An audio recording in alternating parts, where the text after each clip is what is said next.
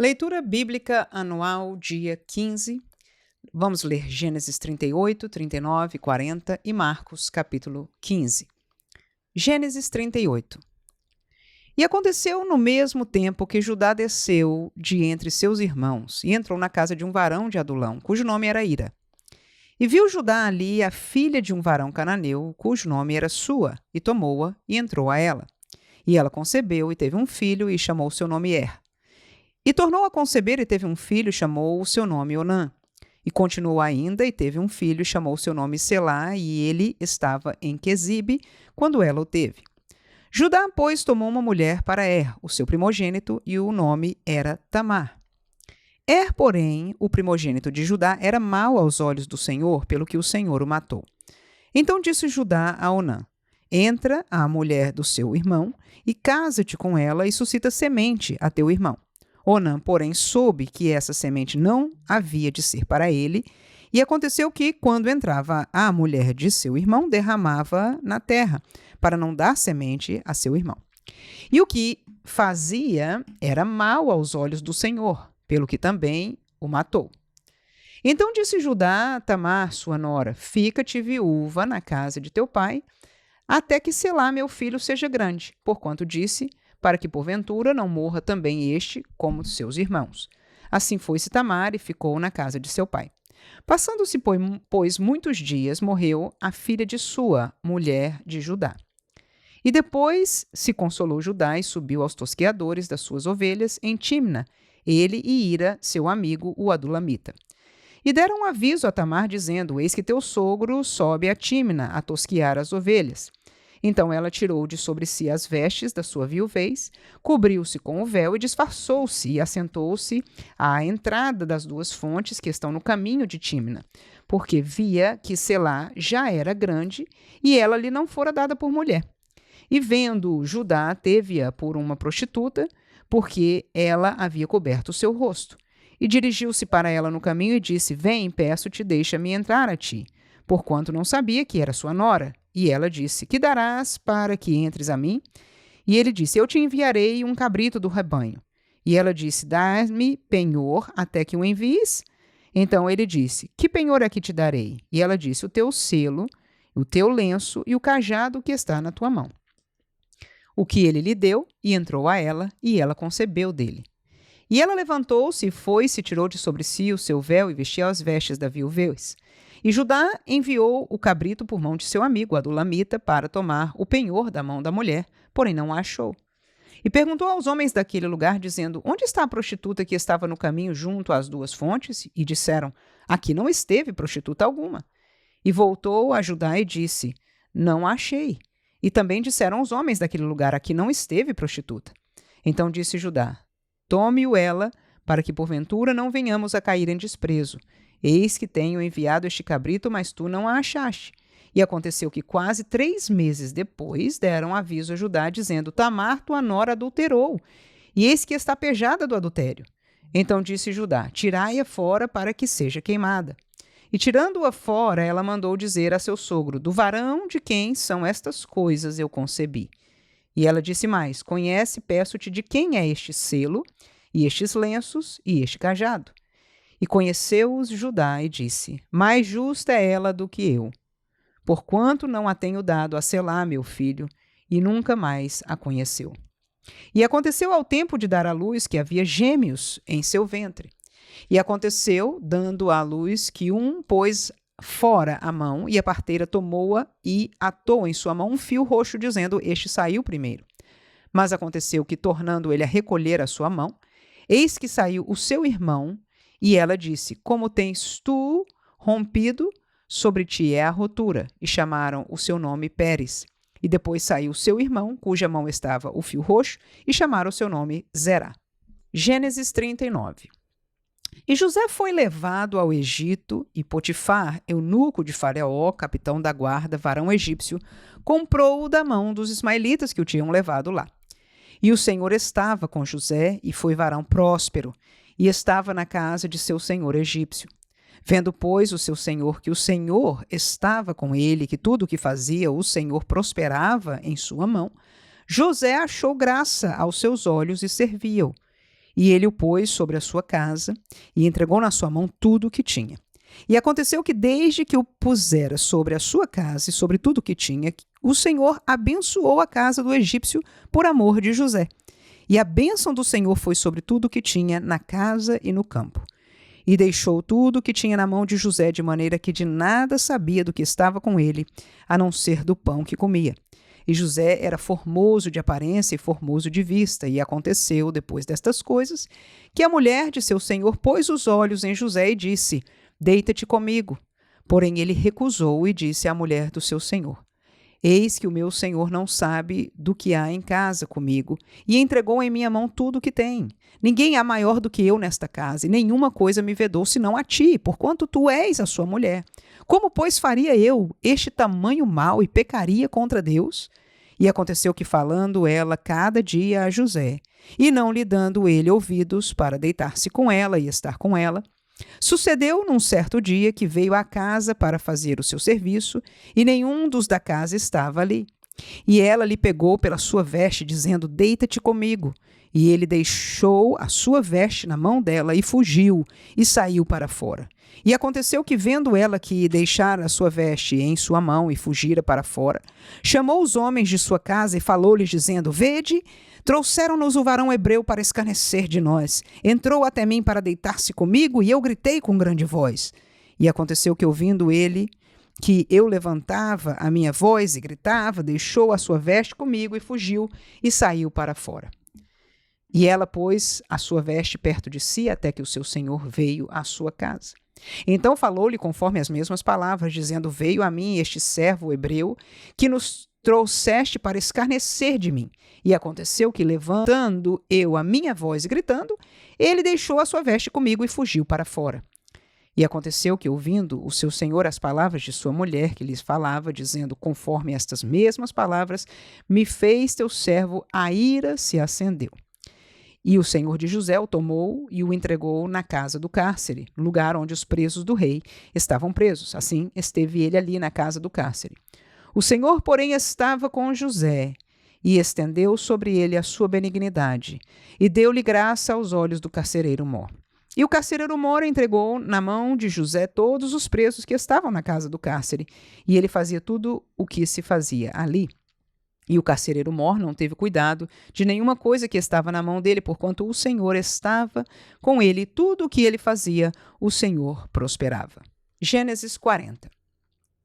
E aconteceu depois destas coisas que pecaram o copeiro do rei do Egito e o padeiro contra o seu senhor, o rei do Egito.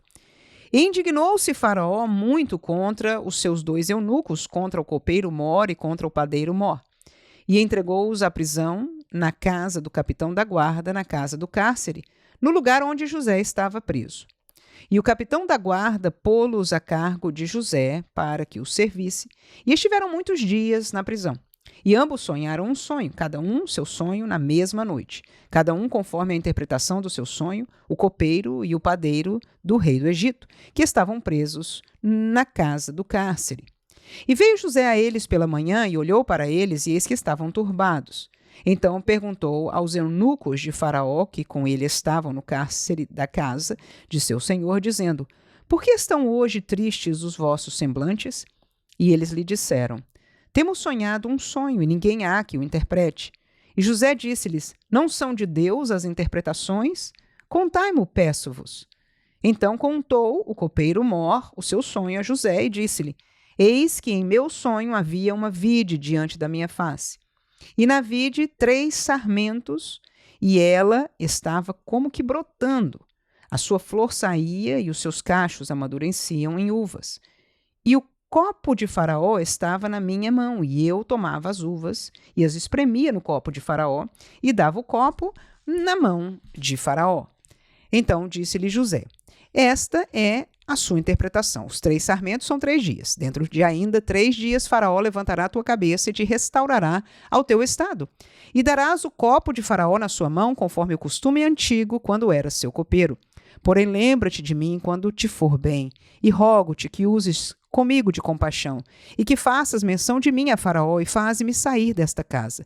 Porque de fato fui roubado da terra dos hebreus, e tampouco aqui nada tenho feito para que me pusessem nessa cova. Vendo então o padeiro mor, que tinha interpretado bem, disse a José: Eu também sonhava, e eis que 3 cestos brancos estavam sobre a minha cabeça. E no cesto mais alto havia de todos os manjares de Faraó, obra de padeiro, e as aves os comiam do cesto de sobre a minha cabeça.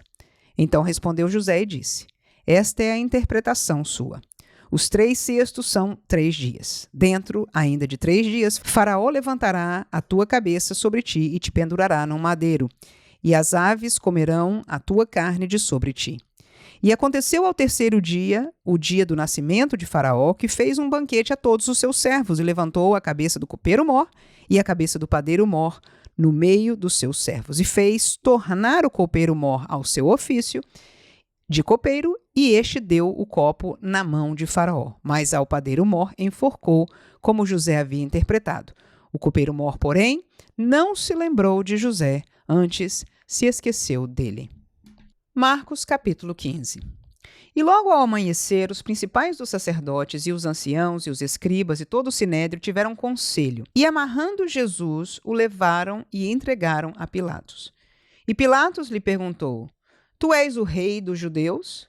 E ele respondendo disse-lhe: Tu o dizes. E os principais dos sacerdotes o acusavam de muitas coisas, porém ele nada respondia. E Pilatos o interrogou outra vez, dizendo: Nada respondes? Vê quantas coisas testificam contra ti. Mas Jesus nada mais respondeu, de maneira que Pilatos se maravilhava. Ora, no dia da festa, costumava soltar-lhes um preso, qualquer que eles pedissem. E havia um chamado Barrabás, que preso com outros amotinadores, tinha num motim cometido uma morte. E a multidão, dando gritos, começou a pedir que fizesse como sempre lhes tinha feito. E Pilatos lhes respondeu, dizendo: Quereis que vos solte o rei dos judeus? Porque ele bem sabia que, por inveja, os principais dos sacerdotes o tinham entregado. Mas os principais dos sacerdotes incitaram a multidão para que fosse solto antes Barrabás. E Pilatos, respondendo, lhes disse outra vez: Que quereis, pois, que faça daquele a quem chamais reis dos judeus? E eles tornaram a clamar: Crucifica-o! Mas Pilatos lhes disse: Mas que mal fez? E eles cada vez mais clamavam mais: Crucifica-o! Então Pilatos, querendo satisfazer a multidão, soltou-lhes Barrabás, e açoitado Jesus o entregou para que fosse crucificado. E os soldados o levaram para dentro do palácio, à sala da audiência, e convocaram toda a corte. E vestiram-no de púrpura e, tecendo uma coroa de espinhos, lhe a puseram na cabeça. E começaram a saudá-lo, dizendo: Salve, rei dos judeus! E feriram-no na cabeça com uma cana e cuspiram nele, e postos de joelhos o adoravam. E havendo-o escarnecido, despiram-lhe da púrpura e o vestiram com as suas próprias vestes e o levaram para fora a fim de o crucificarem. E constrangeram um certo Simão Cirineu, pai de Alexandre e de Rufo, que por ali passava vindo do campo, a que levasse a cruz. E levaram-no ao lugar do Gólgota, que se traduz por lugar da caveira. E deram-lhe a beber vinho com mirra, mas ele não o tomou. E, havendo-o crucificado, repartiram as suas vestes, lançando sobre ele sorte, para saber o que cada um levaria. E era a hora 3ª, e o crucificaram. E por cima dele estava escrita a sua acusação: o rei dos judeus. E crucificaram com ele 2 salteadores, um à sua direita e outro à esquerda. E cumpriu-se a escritura que diz: e com os malfeitores foi contado. E os que passavam blasfemavam dele, meneando a cabeça e dizendo: Ah, tu que derribas o templo e em 3 dias o edificas, salva-te a ti mesmo e desce da cruz. E da mesma maneira também os principais dos sacerdotes com os outros escribas diziam, uns para com os outros zombando: Salvou os outros e não pode salvar-se a si mesmo. O Cristo, o Rei de Israel, desça agora da cruz, para que o vejamos e acreditemos. Também os que com eles foram crucificados o injuriavam. E chegada a hora 6ª, houve trevas sobre toda a terra, até a hora 9ª. E à hora 9ª, Jesus exclamou com grande voz, dizendo: Eloi, Eloi, lema sabachthani. E isso traduzido é: Deus meu, por que me desamparaste? E alguns dos que ali estavam ouvindo isso diziam: Eis que chama por Elias.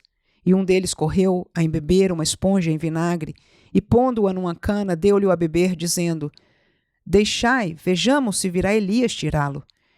E Jesus, dando um grande brado, expirou. E o véu do templo se rasgou em dois, de alto a baixo. E o centurião, que estava de frente dele, vendo que assim, clamando, expirara, disse: Verdadeiramente, este homem era o Filho de Deus. E também ali estavam algumas mulheres, olhando de longe, entre as quais também Maria Madalena e Maria, mãe de Tiago, o menor, e de José, e Salomé, as quais também o seguiam e o serviam quando estava na Galiléia, e muitas outras que tinham subido com ele a Jerusalém. E chegada a tarde, porquanto era dia da preparação, isto é, a véspera do sábado, chegou José de Arimateia, senador honrado, que também esperava o reino de Deus, e ousadamente foi a Pilatos e pediu o corpo de Jesus. E Pilatos se admirou de que já estivesse morto. E chamando o centurião, perguntou-lhe se já havia muito que tinha morrido.